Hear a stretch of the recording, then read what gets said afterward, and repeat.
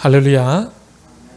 오늘은 마가복음 16장 1절에서 14절까지 말씀으로 가장 믿기 어려운 것이라는 제목으로 은혜를 나누도록 하겠습니다. 오늘 본문 마가복음 16장은 예수님이 부활하신 이후에 이들이 기록되어져 있습니다.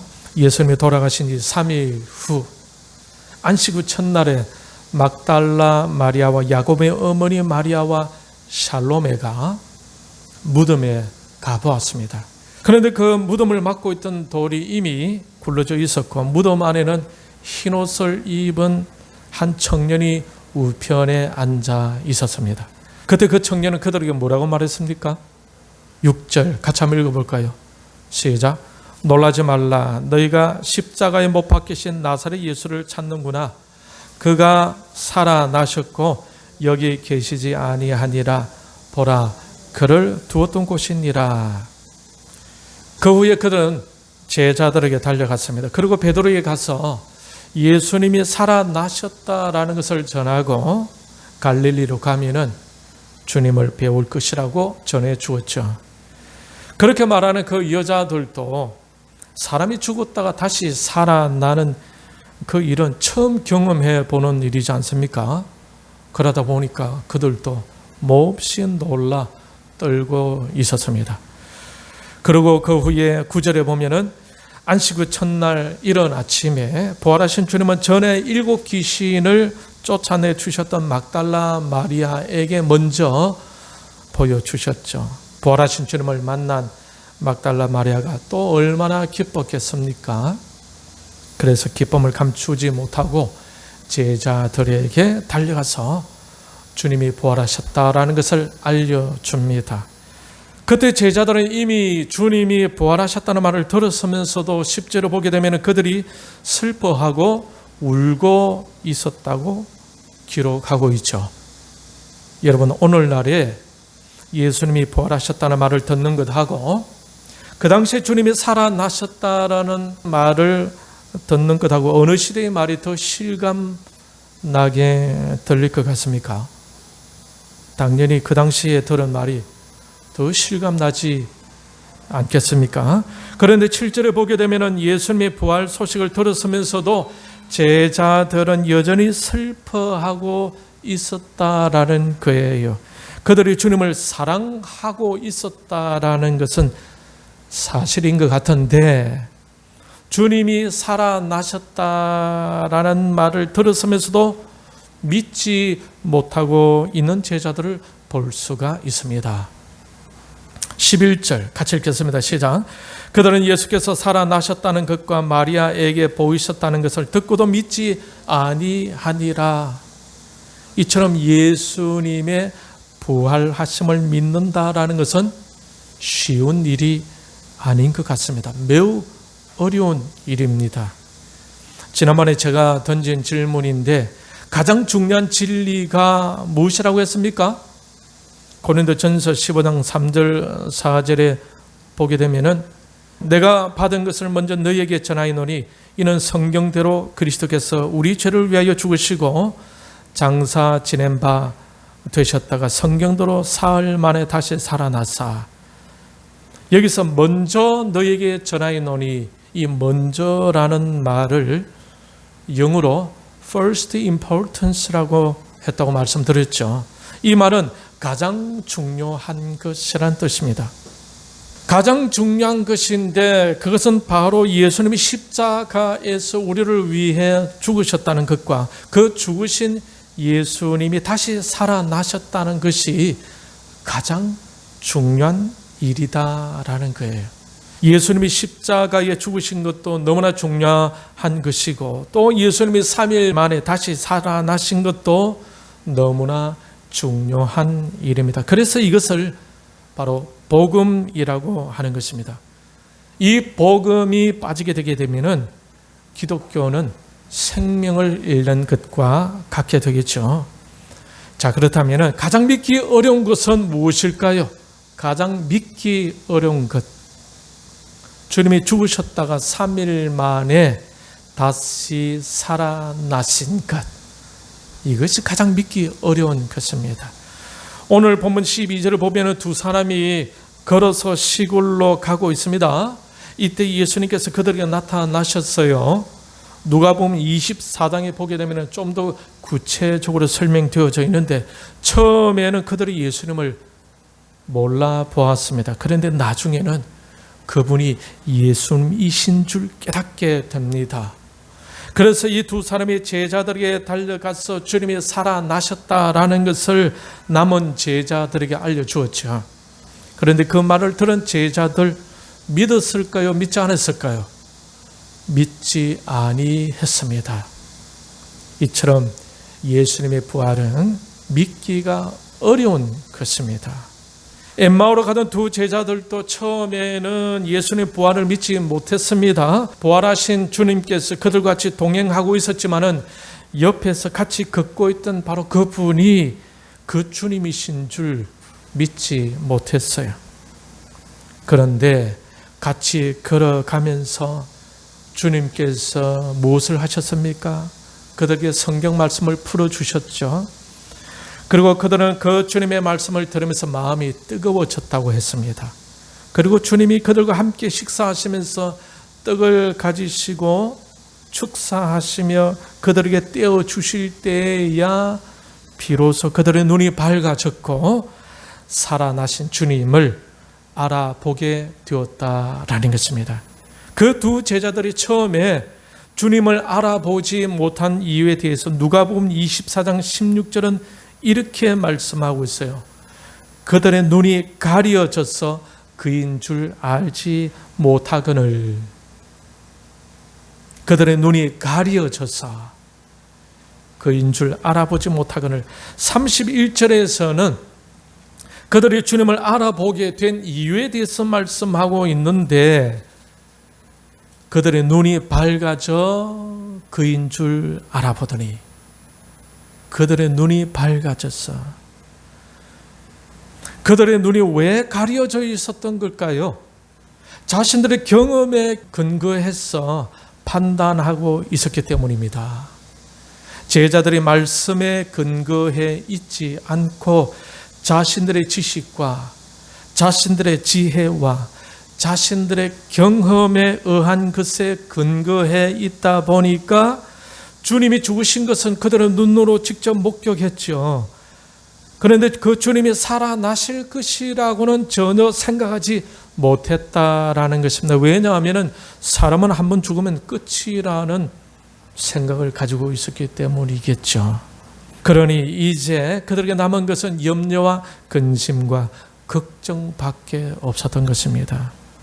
주님이 죽으시는 것은 분명히 그들의 눈으로 직접 목격했으니 주님은 더 이상 이 세상에 존재하지 않는다라는 것입니다. 이것에 대해서 그들은 확신하고 있었던 거죠. 그렇기 때문에 그들은 슬픔에 빠져 있었던 거예요.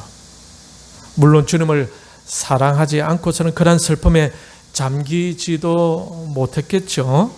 주님을 사랑한 것은 맞지만 마가복음 14장 28절에서 주님이 살아 계실 때에 하셨던 말씀, 내가 죽었다가 다시 살아나리라 라고 하신 말씀은 잊고 있었더라는 것이 아니겠습니까?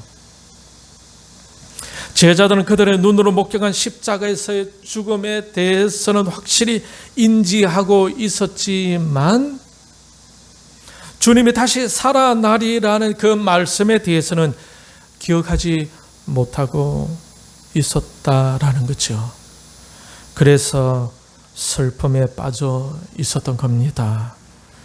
그래서 그들은 주님이 살아나셨다라는 소식을 들었으면서도 그것을 현실적으로 받아들일 수가 없었던 겁니다. 여기서 그들의 신앙은 어떤 신앙임을 알 수가 있습니까? 말씀에 근거한 신앙이 아니라, 말씀에 근거한 신앙이 아니라 그들의 감정과 그들의 경험으로 인한 합리적인 판단에 근거한 신앙이었음을 알 수가 있습니다. 그러니까 주님의 부활을 믿을 수가 없었던 거겠죠. 우리가 여기서 얻을 교훈은 온전한 부활의 신앙은 주님 말씀 중심으로 서 있을 때 생겨날 수 있는 것이다 라는 거예요. 그래서 말씀 중심 하는 겁니다. 말씀 중심이 아니면 결국 중요할 때에 주님을 멀리하게 됩니다. 말씀 중심이 아니면 진정한 복음의 능력을 경험할 수가 없어요. 말씀 중심이 아니면 진정한 자유도 누릴 수가 없는 것입니다. 말씀에 근거해 신앙생활을 하지 않으면 신자로서의 영적인 풍성한 삶을 영위해 갈 수가 없다라는 것입니다. 여러분은 하나님 말씀 중심의 삶으로 살 수 있기를 바랍니다. 말씀이 뭐라고 하시느냐, 여기에 초점을 맞출 수 있기를 바랍니다. 하와가 왜 마귀의 꼬임에 빠지게 되었습니까? 마귀가 아무리 멋있고 타당한 말로 자신에게 접근했다 하더라도 하나님께서 뭐라고 말씀하시느냐에 초점을 맞추고 있었더라면 하와는 더 이상 죄에 빠지지 아니했을 것입니다. 제자들이 왜 주님의 부활하심을 믿지 못했습니까? 주님이 다시 살아나리라 라고 하신 주님의 그 말씀을 귀담아 듣지 않았고 마음에 새기지도 않았기 때문입니다.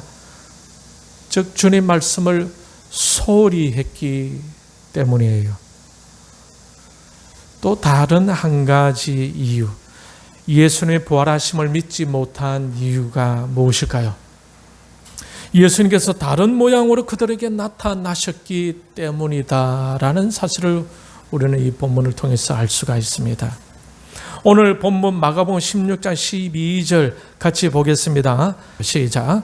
그 후에 그들 중 두 사람이 걸어서 시골로 갈 때에 예수께서 다른 모양으로 그들에게 나타나시니, 엠마오로 가는 두 제자에게 주님이 함께 동행하고 계시는데 그 두 제자는 왜 그분이 주님이신 줄 알아보지 못했을까요?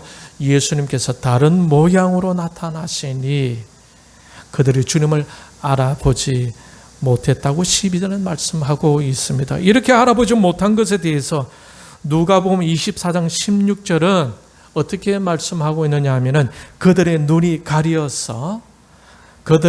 가려져서 그인 줄 알아보지 못하거늘 라고 말씀하고 있습니다. 평소 같으면은 주님을 알아보았을 텐데 주님의 다른 모양으로 나타나시니까 어디서 많이 본 것 같은데 하면서도 주님으로 확신하지 못했지 않았을까라고 생각해 봅니다. 물론 주님이 죽으시고 이 땅에 안 계신다고 믿으니까 그분을 주님으로 전혀 생각하지 못했을 것입니다. 여기서 그들은 주님은 십자가에서 죽으셨기 때문에 이 세상에 이제 아주 없다 라는 그들의 생각을 믿고 있었기 때문에 그들의 눈이 멀게 되어졌을 것입니다. 그런데 마가복음 16장 12절에서 언급하고 있는 것처럼 주님이 다른 모양으로 나타나고 할 때에 그 다른 모양이란 그러면은 어떤 모양을 말하는 것일까? 여기서 이 모양이라는 단어의 헬라어는 모르페라는 단어입니다. 이 단어는 겉으로 드러난 외관적인 어떤 그런 모양보다는 내면을 드러내고 내면을 풍겨내고 내면을 투영하는 그 모양을 나타낼 때에 일반적으로 사용된 단어입니다. 빌립보서 2장 6절에서 그는 근본 하나님의 본체시나 라고 할 때 이 본체, 그리고 빌립보서 2장 7절에서 오히려 자기를 비워 종의 형체를 가지사라고 할 때에 그 종의 형체, 이런 본체와 형체가 헬라어로 모르페로 사용되어졌다라는 거예요. 그러니 예수님은 온전한 하나님이셨고 또 온전한 종이 되셨다는 표현에 모두가 다 모르페라는 단어를 사용하고 있다라는 거죠. 그래서 마가복음 16장 12절에서 다른 모양이란 부활을 통해서 온전하게 변화되어진 모습, 달라진 예수 그리스도의 모양이다라는 겁니다. 부활하신 예수 그리스도는 부활하시기 전에 예수와 동일한 바로 그분이셨습니다. 그래서 결국 시간이 지나면서 모두가 다 알아보게 되지 않습니까? 그 몸은 만져볼 수도 있는 실제하는 몸이셨고 심지어 십자가에 못 박히고 창에 찔린 흔적도 남아 있었습니다. 그리고 음식을 잡수시기도 하셨죠. 그러니 예전의 모습을 그대로 가지고 계셨어요. 그러나 부활하신 그 몸은 완전히 변화된 몸이었습니다. 죽음을 이미 넘어선 고통과 아픔과 연약함이 더 이상 함께하지 않는 다른 모양의 어떤 그런 몸이 되었다라는 겁니다. 부활하신 예수님은 그 어떤 연약함도 더 이상 가지고 있지 않는 온전한 그런 모양으로 제자들에게 나타나셨다라는 거예요. 그러니 가장 온전한 몸으로서 변화된 모양이었다라는 것입니다. 사도 바울이 이렇게 부활한 모습에 대해서 고린도전서 15장 42절에서 44절까지 말씀 우리 같이 읽을까요? 같이 읽겠습니다. 시작. 죽은 자의 부활도 그와 같으니 썩을 것으로 심고 썩지 아니할 것으로 다시 살아나며 욕된 것으로 심고 영광스러운 것으로 다시 살아나며 약한 것으로 심고 강한 것으로 다시 살아나며 육의 몸으로 심고 신령한 몸으로 다시 살아나나니 육의 몸이 있은즉 또 영의 몸도 있느니라. 주님이 부활하셔서 이러한 신령한 몸이 되셨는데 요한복음 20장 19절 26절을 보게 되면 예수님은 또 공간을 초월할 수 있는 몸으로 제자들에게 나타나셨음을 볼 수가 있습니다. 19절을 보면 같이 읽겠습니다. 시작.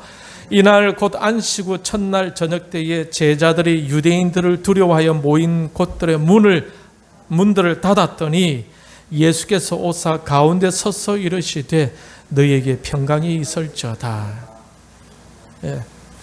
예수님이 죽으셨으니까 이제 두려워가지고 문들을 다 닫아둔 상태에 있는데 그 가운데에 예수님이 나타나신 거예요. 26절 같이 읽겠습니다. 시작. 8일을 지나서 제자들이 다시 집안에 있을 때에 도마도 함께 있고 문들이 닫혔는데 예수께서 오사 가운데 서서 이르시되 너희에게 평강이 있을지어다 하시고 이번에 도마도 있을 때에 문들을 다 닫아둔 상태에 예수님께서 그 가운데에 짠 하고 나타나셨다라고 하고 있습니다. 이처럼 부활하신 주님의 몸은 시공간을 초월할 수 있는 그런 몸으로 변화되어졌다. 그래서 다른 모양으로 나타나셨다라고 하고 있습니다. 예전과는 다른 모양이죠. 부활하신 예수님을 우리가 단지 3차원적인 시각으로 보려고 하면 이해가 불가능한 신비한 그 어떤 모양이었다라는 겁니다. 예수님께서는 하나님 보좌 우편에 계시지만은 지금 우리 안에도 들어오시기도 하신다라는 거예요. 고린도후서 13장 5절 같이 읽겠습니다. 시작. 너희는 믿음 안에 있는가? 너희 자신을 시험하고 너희 자신을 확정하라. 예수 그리스도께서 너희 안에 계신 줄을 너희가 스스로 알지 못하느냐? 그렇지 않으면 너희는 버림받은 자니라. 부활하신 후에 성천하셨던 예수 그리스도께서 고린도교의 성도들인 너희 안에도 계신다라는 거예요. 그러니 부활하신 주님은 시공간을 초월하신 분이시고 하늘 보좌 우편에 앉아 계시면서도 믿는 자들 안에도 들어와 계실 수 있는 인간의 언어로는 정확하게 표현을 하기가 어려운 어떤 다른 모양으로 부활하셨다라는 것입니다. 제자들이 예수님을 나중에 알아볼 수 있을 정도로 예전의 모습을 그대로 하고 계셨지만은 한편으로는 이처럼 신령 모습으로 변화되셨기 때문에 예전의 모습을 근거해 볼 때는 예수님을 이해하기가 아마 어려울 수도 있었지 않았을까라고 생각해 봅니다. 그래서 부활하신 예수님의 말씀을 듣고 부활하신 예수님과 함께 교제를 나누게 되는데, 그러면서 비로소 지금 보고 있는 예수님이 바로 예전에 함께 하셨던 그 예수님이심을 확신하게 되었던 것이죠. 즉 인간의 한계로 인하여 눈이 가려져 있었다. 그래서 예수님을 인식하지 못하다가 주님과 교제를 나누면서 대화를 나누면서 눈이 밝아지면서 그분을 예수님으로 알아보게 된 이 느낌, 여러분 이해되시겠습니까? 이해되시죠? 마치 동해 번쩍 서해 번쩍 하는 모습을 보면서 옛날 그 예수님의 모습을 보는 듯 하지만은 그분이 아닌 것 같은데, 옛날 그 예수님을 닮은 듯 하나 그분이 아닌 것 같은데, 시간을 내어서 같이 교제를 하다 보니까, 긴 대화를 나누어 보니까 바로 그 예수님이심을 깨닫게 되었다라는 겁니다. 조금 전에 읽었던 고린도후서 13장 5절에 예수 그리스도께서 너희 안에 계신 줄을 너희가 스스로 알지 못하느냐? 이 말씀은 예수님이 돌아가시고 성천하신 후였는데, 그 성천하신 후에 바울이 고린도 교회 성도들에게 전한 말씀이에요. 하늘 보좌 우편에 계시면서도 고린도 교회 성도들 안에 계신다라는 것입니다. 여러분, 이것을 과학적으로 증명해서 믿으려고 한다면 믿을 수가 있겠습니까? 믿기 어렵겠죠. 인간의 이성으로 확인해서 믿으려고 한다면 믿기가 너무너무 힘든 부분입니다. 그래서 인간의 이성에 대한 자각과 자연과학의 발달에 맞물려지면서 인간의 경험을 중시하는 철학으로 전개되다가 진화론이 우세해질 때가 있었습니다. 그때 많은 기독 신자들이 교회를 떠나는 경우가 있었어요. 그때 인간은 인간 스스로에게 심취되어 있었던 거죠. 그러한 인간의 이성으로는 도무지 하나님이 이해되지 않았을 것입니다. 그래서 인간 자신의 삶이, 또 인간 자신이 중요하다고 생각하면서 경험주의와 실존주의, 실용주의 철학이 흥행하게 되는데, 인간 스스로가 기준이 되어져서 하나님 중심이 아니라 사람 중심으로 세계가 발전하여 오늘날에 이르게 된 것입니다. 그러면서 과학은 점점 더 발전하게 됩니다. 과학의 발달과 인간의 이성이 중심이 되므로 사람들이 하나님을 떠나게 되었는데, 그런데 언제부터인가 과학이 더 발전하게 되면서 예수님이 하늘 보좌 우편에 계시면서도 지금 우리 안에도 들어와 계신다는 이것을 설명해 줄 수가 있게 되었다라는 거예요. 그것을 설명해 줄 만한 과학적인 내용이 뭐냐? 바로 양자역학이라는 것입니다. 우리가 생각하기로는 물질을 쪼개고 쪼개면 가장 기본적인 원소가 남게 되는데, 그것을 무엇이라고 합니까? 원자라고 하죠. 예전에는 여기까지 인간이 볼 수가 있었어요. 그래서 우리가 볼 수 있는 모든 사물들, 사람으로부터 해서 건물, 소파, 의자, 마이크, 나무, 강, 이 모든 것들이 다 원자로 구성되어져 있습니다. 그런데 그 원자는 우리의 눈으로는 볼 수가 없어요. 왜냐하면 원자가 너무너무 작기 때문에. 그런데 과학이 발달하면서 그 작은 원자까지 쪼갤 수 있게 되었다라는 것입니다. 오늘 이 시대에. 그런데 원자를 쪼개 보니까 가운데 원자 핵이 있고 그 주위에 여러 궤도가 둘러싸여 있는데 그 궤도에 전자가 돌고 있는 것을 과학자들이 발견하게 되어진 거예요. 여러분 보십시오. 원자를 쪼개 보니까 가운데 원자 핵이 있는데 여기 A 궤도입니다. B 궤도. 원자 핵이 있고 주위에 궤도가 있는데 각자 궤도의 전자들이 거기서 돌고 있더라라는 것입니다. 그전에는 옛날에는 여기까지 몰랐습니다. 단지 원자. 근데 원자를 쪼개보니까 이런 현상이 있었다라는 겁니다. 설명을 좀 해보게 되게 되면은 원자 핵을 중심으로 여러 궤도가 둘러서는데 이 원자 핵 가까운 곳에서 이 궤도가 A라 하고 두 번째 가까운 궤도를 B라고 한다 이라면은 이 전자가 말이죠. B에서 A 궤도로 움직인다. 또 A에서 B 궤도로 움직이더라. 그런데 문제는 뭐냐면은 B에서 A 궤도로 움직이는데 전자가 움직일 때 전자가 이 지나가는 과정이 보여야 되는데 전자가 B 궤도에서 A 궤도로 움직이는데 중간에 이 과정이 보이지 않더라는 거예요. 그러면 어떻게 전자가 움직이느냐? B 궤도에서 싹 사라졌다가 A 궤도에서 딱 나타나더라는 거죠. 과학자들이 발견한 것이. 그래서 A 궤도에서 이 전자가 있다가 딱 사라졌다가 B 궤도에서 딱 나타났다라는 거예요. 이것을 과학자들은 양자도약이라. 양자도약. 전자가 이동할 때 갑자기 사라졌다가 갑자기 나타났다라는 겁니다. 이러한 현상이 지금 우리의 현실, 물질 세계, 미시 세계에서 지금 현실적으로 일어나고 있다라는 것입니다.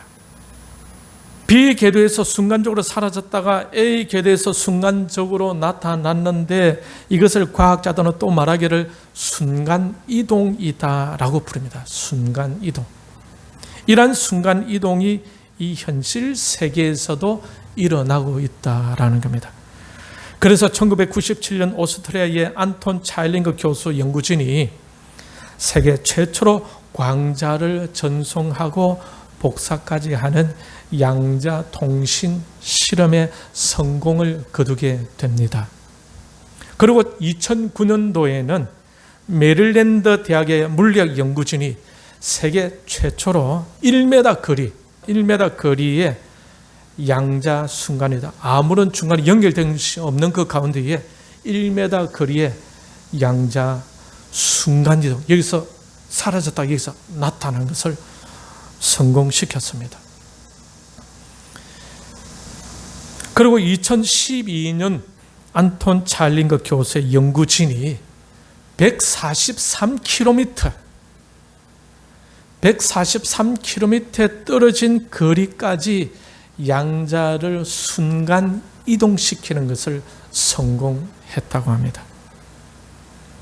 양자 순간 이동은 물리적으로 아무런 연결이 되지 않는 공간에다가 손오공이 순간 이동하듯이 양자 정보를 이동시키는 것을 말합니다. 그래서 이 기술을 이용해서 컴퓨터를 만들면은 컴퓨터가 굉장히 빠르지 않겠습니까? 그래서 양자 순간 이동의 원리를 이용해서 지금 양자 컴퓨터를 만들려고 시도하고 있다고 합니다. 현실적인 물질 세계 공간에서 143km에 떨어진 거리를 양자 순간 이동, 143km에 떨어진 곳에서 사라져서 이쪽에서 나타나게 만드는 것을 성공했다 하면은 부활하셔서 다른 모양으로 오신 전지전능하신 예수님은 하늘 보좌 우편에 계시면서 또 여러분 마음에도 순간 이동하실 수 없겠습니까? 그러니 문이 다 닫힌 상태에서 주님이 제자들에게 순간적으로 나타나신 이 장면은 인간적인 수준에서 보게 되면 이상하다고 생각될 수 있겠지만 좀 더 과학적인 정보를 가지고 보게 되게 되면 이 부분도 이해가 될 수 있다라는 것입니다. 이렇게 양자 순간 이동 원리를 근거해 보면 하늘 보좌 우편에 계시던 주님이 순간적으로 여러분은 마음 안에 들어오실 수도 있음을 여러분 이해가 되시겠습니까? 주님이 만드신 이 물질 세계도 그런 일이 있을 수 있다면 주님께서는 충분히 그럴 수도 있지 않겠습니까? 그러니 과학적으로 이해를 다 한 후에 믿으려고 하지 말고 말씀에 근거해서 주님이 하신 말씀을 먼저 믿고 나아가면은 이처럼 과학적으로도 증명이 된다라는 사실입니다. 과학이 덜 발달했을 때는 이것을 과학적으로 설명할 수가 없었는데 과학이 발달하다 보니까 이 부분도 설명할 수 있게 되어졌다라는 거예요. 그래서 말씀에 근거해서 주님이 하신 말씀을 먼저 믿고 나아가게 되면은 과학적으로 증명도 가능하다라는 것입니다. 그래서 주님은 도마에게 뭐라고 말씀하셨습니까? 요한복음 20장 29절 말씀 같이 읽도록 하겠습니다. 시작. 예수께서 이르시되 너는 나를 본고로 믿느냐? 보지 못하고 믿는 자들은 복되도다 하시니라. 그러니 부활하신 주님이 지금 여러분 안에도 계심을 믿습니다. 보고 믿으려고 하지 말고 신실하게 믿고 확신할 수 있기를 바랍니다. 부활하신 주님이 여러분 안에 계시니까 여러분은 귀하겠습니까? 천하겠습니까? 귀한 존재인 것입니다, 여러분이. 이 세상 사람들은 좀 가진 것 없으면 대수롭게 보잖아요. 얼굴 뭐 좀 못생기기면 아유 뭐 저래 생겼노. 칭찬해 주는 것이 야 너무 자연스럽게 생겼다. 사람이 지능적으로 모자라면 아이고 저기 아이고 왜요? 아이고 쩔뚝거려 다니면 아이고 저 몸 가지고 아이고 그런 사람 이 세상 사람들보다 못한 생각을 가진 사람들이에요. 그런 사람이 예수 믿는다면 부끄러운 그런 사람들. 이거는 막 그 곁에 있기가 부끄러운, 그죠? 왜 우리가 귀합니까? 부활하신 예수님이 계시니까 귀한 거예요. 돈이 많이 있어서 귀합니까? 아니에요. 부활하신 주님이 안에 계시니까 귀한 존재다라는 사실입니다.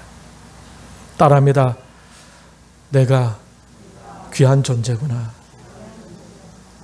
왜? 잘생겼어? 학벌이 좋았어? 재능이 많았어? 아닙니다.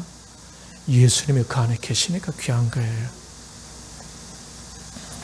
그러니 여러분이 여러분 자신을 보실 때 여러분의 외모로 평가하지 마시기 바랍니다.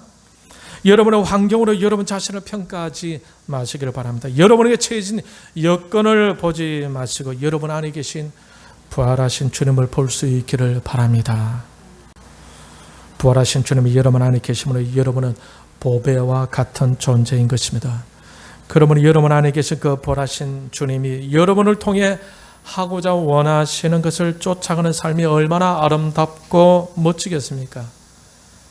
그러니 내 안에 계신 부활의 주님을 따라 순종하며 실천하는 삶이 가치가 있는 것입니다. 마찬가지로 옆에 있는 형제 자매도 어떤 존재입니까? 부활하신 주님이 그 안에 계시는 존재입니다. 할렐루야. 부활하신 주님이 실제적으로 안에 계신 형제 자매예요.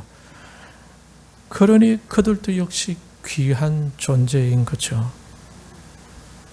나와 조금 다를 뿐 하나님께서 독생자 아낌없이 주시면서 구해내신 귀한 존재이고 부활하신 주님께서 직접 그 안에 계신다라는 거예요. 그러므로 옆에 있는 형제 자매는 어떤 존재입니까? 귀한 존재이다라는 거죠. 여러분, 오늘 부활하신 주님의 하늘 보좌 우편에 계시면서도 우리 안에 계시는 분이심을 같이 생각해 보았습니다. 가장 믿기 어려운 부분이나 희한하게 과학이 엄청나게 발달함으로 인해서 조금 더 이해할 수 있게 되었습니다. 고린도후서 13장 5절에서 바울이 고린도 교회 성도들에게 권면한 말씀을 읽으면서 말씀을 맺도록 하겠습니다. 같이 읽겠습니다. 시작. 너희는 믿음 안에 있는가? 너희 자신을 시험하고 너희 자신을 확정하라. 예수 그리스도께서 너희 안에 계신 줄을 너희가 스스로 알지 못하느냐? 그렇지 않으면 너희는 버림받은 자니라. 예수 그리스도께서 너희 안에 계신 줄을 너희가 스스로 알지 못하느냐? 그렇지 않으면 너희는 버림받은 자니라. 부활하신 주님이 여러분 안과 형제 자매들 안에 계심을 항상 믿고 의식하면서 자신을 사랑하고 또 서로를 사랑하고 존중하며 주님이 기뻐하시는 삶, 아름답고 선한 이 일에 기꺼이 힘쓰는 여러분이 되시길 바랍니다. 부활하신 주님이 여러분 안에서 이끄시고 그 이끄심을 받고 쫓아가는 가운데에 여러분의 수고와 여러분이 애쓰는 그 모든 선한 일로 여러분의 가정과 교회와 이 사회와 이 나라가 더 밝아지고 소망이 가득하게 하고 행복해지게 하면서 하나님의 거룩한 목적을 이루어가는 선한 여러분들, 부활의 주님을 품고 가는 하나님의 사람들임을 확신하면서 자신에게 주어진 소명에 최선을 다해 갈 수 있기를 주님의 이름으로 축원합니다.